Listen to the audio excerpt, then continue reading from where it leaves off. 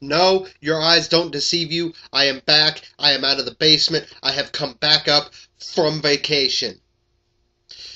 Look, Carlos, he kind of slept the zone a little bit last week and had that nasty Charger banner up, or blanket or whatever it was. But I'm glad to be back up out of the basement. This week, I'm going to talk about Norv Turner getting nice at Rex Ryan. I'm going to talk about Jay Cutler, F-bomb and Mike Martz. I'm going to talk about the Harbaugh Schwartz dust up last week. I'm going to talk about Donovan McNabb, a little bit about Carson Palmer and the trade to the Oakland Raiders. A new segment this week where the Trubl Zone's fantasy guru Matt Big Dog Puccio is going to brings through me his pick of the litter. My week 7 picks and then a 4th and goal because let's be honest, you really didn't expect me being from the heart of the Midwest to let what's going on right now go. This is the only week in the year that baseball trumps the National Football League. So my 4th and goal, sorry guys, it will be Major League Baseball World Series. I am the Trubl Zone. Great to be back. I'm psyched. I'm pumped. The NFL has given me nothing but ammunition this week. I'm the Trubl Zone. Good morning on the West Coast. Good afternoon on the East Coast. And right here in the heart of the Midwest, you're in the red zone.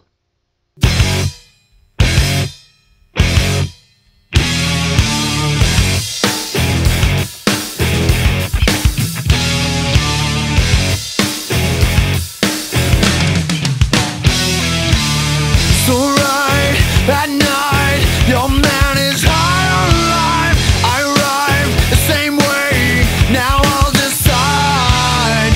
Seen said to get back all the things we left behind. Step back, I'm coming inside.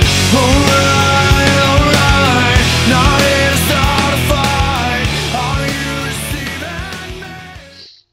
I want to start out this week by actually giving Norv Turner props, and this is probably the first time in his entire career I've given him props, but Norv Turner grew a pair. He did. He let the grapefruits drop. Rex Ryan, and Rex doesn't think before he talks. That's why he's one of my favorite NFL coaches, because he gives me so much to talk about. But in a phone interview with the San Diego media, Rex Ryan pretty much said that, and this is of course a paraphrase, because, you all know I like to paraphrase because it's easier on me, pretty much said that had he been hired instead of Norv Turner, that San Diego would have 2 rings, would at least have 2 rings by now, because there's too much talent there. He then calls Norv Turner and apologizes before Norv Turner even sees it. Norv Turner hears it, and then comes out in his own press conference and says, yeah, those 2 championship rings that you would have gotten here, yeah, they're probably right there with, essentially said they're pretty much right there with the 2 that you've guaranteed for the past 2 seasons in New York. So, Norv Turner getting up and, giving the slap upside Rex Ryan's head. Rex, let me explain something to you. When you're good, you can talk smack. I talk smack, my show gets better every week. The Jets are self-destructing from the inside. Don't talk smack. Get the job done before you decide to talk. Speaking of talking, I'm in love with Jay Cutler this week.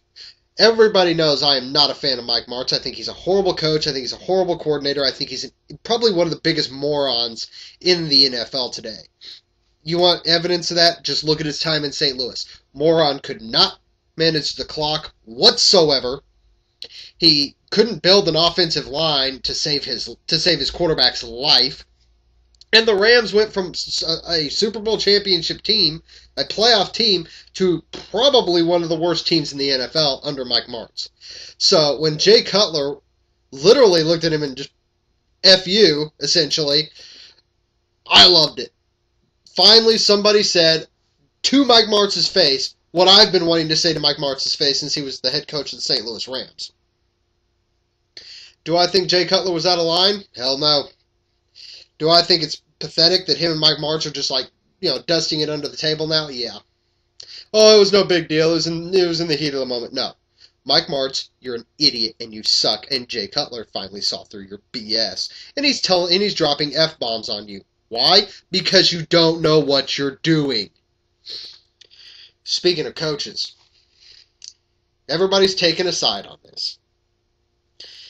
Some people are saying, it's great. I love seeing this kind of intensity out of coaches. Some people are saying Jim Harbaugh was in the wrong.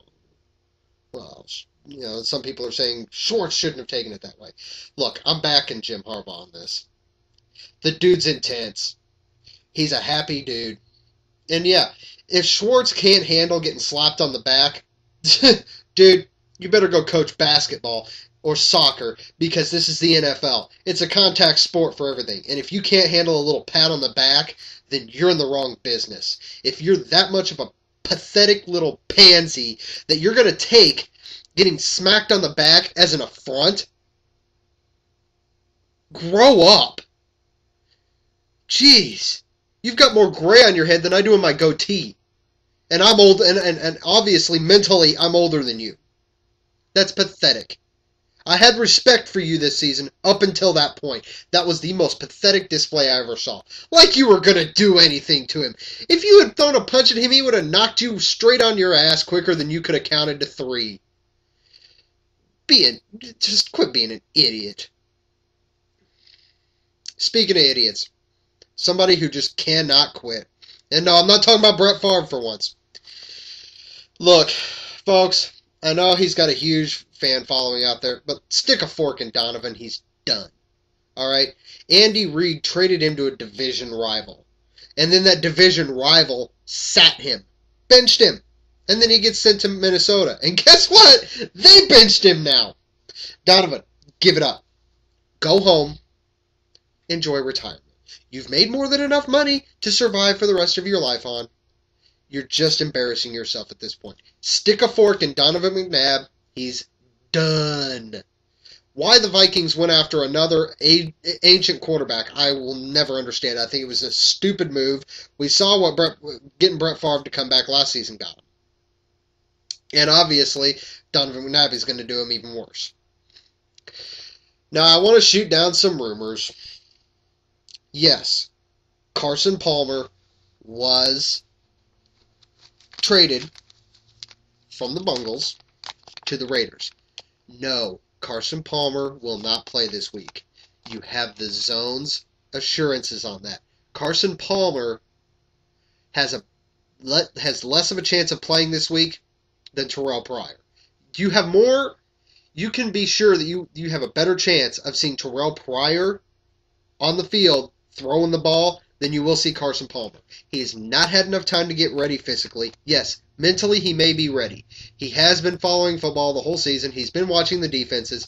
But the thing is, he's been in Oakland for 3 days. He has not had enough time. He's even said himself he's been sitting on the couch all season. He's not physically ready. Sure, his cardio's probably still great. He's probably been on the Stairmaster every day. But he's not ready to throw the ball yet. And he doesn't know the Oakland playbook yet. So, just calm down, Raider fans. It may be a hard week for you, but Carson Palmer will not play this week. Our new segment here in the Trubl Zone, Red Zone, is Big Dog Puccio's Pick of the Litter. Big Dog Puccio is a very good friend of mine that is a fantasy guru. This dude lives and breathes fantasy football. So, for all you out there in the zone, he's got his stardom and his situm. And this week, he's actually throwing in something else. Yep. He's got his sleeper this week. So let's start off. Who you should start? I'm giving you one of each. From Matt Big Dog Puccio, we got Dez Bryant. Finally off the injury report. Rams allowed 11 receiving touchdowns this year. With no Felix Jones means Romo will air it out. Start Dez Bryant if you've got him. Sit him, Carson Palmer. And he friggin' has the perfect take on this. Eating Doritos on your couch doesn't prepare you for Week 7 in the NFL. And he's right. No doubt about it. Carson Palmer isn't even going to play. Like I said, Terrell Pryor stands a better chance of starting than Carson Palmer. His sleeper this week is Greg Little, wide receiver from Cleveland. He is now starting to become a bigger part of the offense. With 6 teams on bye, he is a great fill-in this week. Well, there you go. If you've got him as one of your backup wide receivers and you've got one of your main ones on bye week this week, throw him in. This week's Week 7 picks. Look, if Norv Turner's testicles are going to drop, I'm going to take the Chargers, baby. Chargers over the Jets in New York, taking San Diego all the way. The English game, I still don't understand why the NFL has these. Europe pretty much just crapped all over the NFL Europe. I don't know why we still play games over there. Screw them. Their game is soccer. Our game is football. But I'm taking the Bucks over the Bears. Mainly, the Bucks have been over there longer. They're more rested. They're ready. They're used to the time change, and they've had more time in London to prepare. Taking the Browns over the Sea Chickens. Let's be honest, Seattle's horrible. Seattle is abysmal. Obviously, Hasselbeck was the only thing that made that team a winning team, because they ain't doing it this season without him. Much to the chagrin of my boy T-Money, I am going to take the Detroit Lions over his beloved Atlanta Falcons. Falcons are just horrible. I'm sorry. They are I would say probably, but no, they are the biggest disappointment in the NFL this season. Without a doubt, they are the most disappointing team. A lot of people might say that Philly is. I didn't believe all the hype about Dream Team and all that crap, but no, Lions are going to destroy Atlanta. The meaning of the 2T teams, I'm going to take the Houston Texans over the Tennessee Titans. It's a battle of the new Oilers versus the old Oilers, essentially, but I am going to take the Houston Texans. My upset pick of the week, although it's not really an upset, I am going to take the Panthers over the Washington Redskins. Look, it's only a matter of time, folks. I'm going to pick Panthers at some point, and Cam Newton's going to pull it off. Cam Newton's throwing like a madman. He's making completions. He's getting hella yards. His defense isn't stopping the other team from scoring. His offensive line isn't protecting him. His receivers suck. But at some point, Cam Newton's going to get sick of that, and he's just going to run it in himself. And I think that if he's going to do that, it's against the Redskins. So, yes, I am going to take the Carolina Panthers in an upset over the Washington Redskins. I'm going to take the new Tebow-powered Miami. God, I hate Tim Tebow. I don't hate Tim Tebow. I hate the hype that the classless Denver fan has put on him. But I am going to take Denver over Miami. Look, the Fish suck. Look, and yes, I don't even want to hear anybody saying, oh, they suck for luck. No, all right? No self-respecting athlete is going to throw a season for the express purpose of getting somebody, all right? That decision may be being made up in the front office, where they're not getting these guys the extra power that they need, but the players themselves do not deserve that kind of crap. But I am going to take Denver over Miami. I'm also going to take the Steelers over the Desert Rats. Arizona's not good. Steelers aren't that great this year either, but Arizona's just bad. Due to the fact that we don't know who's starting, I'm taking the Kansas City Chiefs over the Oakland Raiders. Chiefs have improved. I'll be the first one to admit that. I've been dogging them hard. You all know that. I'm a homeboy. I love my Chiefs, but I am not afraid to dog them and dog Matt Castle for being one of the worst quarterbacks I've ever seen, and to dog Todd Haley for the fact that he screwed up royally in the preseason by not playing any of his starters. But the Chiefs, I believe, will beat Oakland this week because, look at it. Carson Palmer's not going to play. Their starting quarterback's out. Yeah, what? We're going to see Terrell Pryor come out there in his first game? He's not going to go. He's not going to get past KCD. I'm taking the Packers over the Vikings in an unprecedented 1 of 4 locks this week. Yes, I have 4 locks this week. The Packers will destroy the Vikings. I'm taking... Oh, God, this kills me to say this. Because if there's one thing I hate more than Tony Romo, it's the shit-eating grin that Josh Watt gets when I actually pick his Dallas Cowgirls. but I am going to pick the Dallas Cowgirls over the St. Louis Rams. Why? Rams, look, I've been saying suck a lot, and there's a lot of really good teams playing a lot of really bad teams this week. But until the Rams get somebody that can catch a ball that Sam Bradford throws, and Sam Bradford's a good quarterback, don't get me wrong, but until the Rams get some decent receivers in there, the Rams aren't going to do any good. And until they beef up the offense, they're not going to be very good. And until they get Sam Bradford some more protection, they won't be very good. Dallas will destroy them. That's the way I'm looking at it. And that's another lock. Lock number 3, New Orleans over Indy. Come on. Seriously? All right. Drew Brees is going to walk in there and he's going to pull an Aaron Rodgers.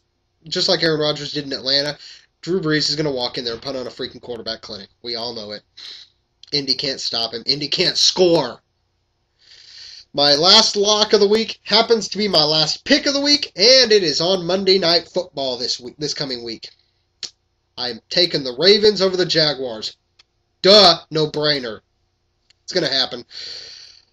This week's 4th and goal. This is the only week of the NFL season where the NFL tends to take a back seat. And I would like to point out a couple things about the World Series. Much like the defending Super Bowl champion Green Bay Packers, who are a small market team, you have the St. Louis Cardinals, a small market team. You have the Texas Rangers. Honestly, probably a small market team. Why? They're not the Astros. The Astros get a lot more publicity than the Rangers do. And despite the fact that St. Louis has had more World Series appearances and more World Series wins than any other team in the National League, they're a small market team. Now, being a small market team may cost St. Louis Pujols, but it stands as a excellent example of how the 3-letter network and the 4-letter network really need to get the big markets out of their rear end. They really do. Let's look at college football. What did I hear today?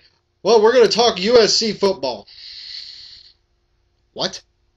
USC can't even go to a bowl game because of the NCAA's suspension of them. Alright? Blow it. Oh, UCLA. UCLA got dominated by Arizona. Hello? Alright? Stop it with the large market crap.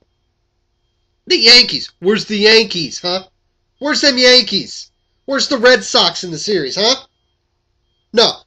No big markets. This is small market time, folks. I'm sick of these big markets. I'm sick of them getting all the publicity. St. Louis Cardinals, Texas Rangers, World Series. Better realize that. Both small market teams. Green Bay Packers, small market team. I get very intense about this because it's the biggest crock of crap on the face of the planet. And all it is drawing ratings for the 4-letter and 3-letter network. Alright? Those of you who love small market teams, who are Chiefs fans, Chargers fans, Green Bay fans, Steeler fans. Let's see. Who else can we add to this list? Oh, Dolphin fans. Yes, the Miami Dolphins do count as a small market team because their fan base isn't that big because, let's be honest, Florida is more of an NBA state. Lions fans, where you at? Come on. Look, small market teams is where it's at now. All you people living in big markets, you can tout the Yankees have won this many World... Yeah, well, guess what? If the St. Louis Cardinals win this one, it'll be number 11 in 2011. Small market team. The most World Series wins in the National League. So, the big market crap, I see through it. I do. And just like I see through that, I see through the fact that all the big market college football teams in the SEC, you're in for a surprise because Mizzou's coming. So, now that I've pissed off every single person in a large market, there goes half my views. Oh well, you people know I tell it like I see it. I am the Trubl Zone for myself, all my boys here at the toe, all the crew of the Trubl Zone. You have a great week. Stay safe. Tailgate your asses off. You know I'll be doing it. I'm ready for Raider Week, folks. Zone out.